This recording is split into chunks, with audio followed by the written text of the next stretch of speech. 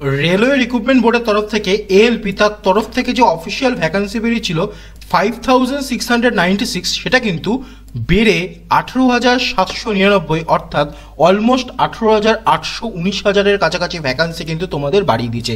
তো হিউজ কিন্তু update railway ডিপার্টমেন্টের তরফ থেকে।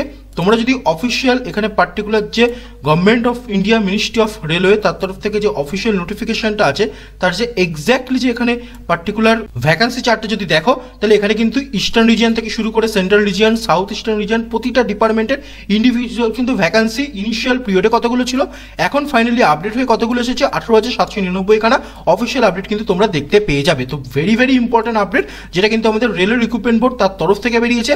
এবং তার সাথে তোমাদের এখানে বলে কি টোটাল কিন্তু যে পার্টিকুলার এএলপির এক্সাম থেকে শুরু করে যাবতীয় ইনফরমেশন খুব শীঘ্রই কিন্তু আমাদের টেলিগ্রাম চ্যানেলে যখন আপডেট বেরোবে দিয়ে দেওয়া হবে। ফুল ডিটেলসের নোটিফিকেশন নিয়ে অলরেডি তোমাদের সাথে আলোচনা করে দেওয়া হয়েছে। তো আজকের ভিডিওটা এতটাই।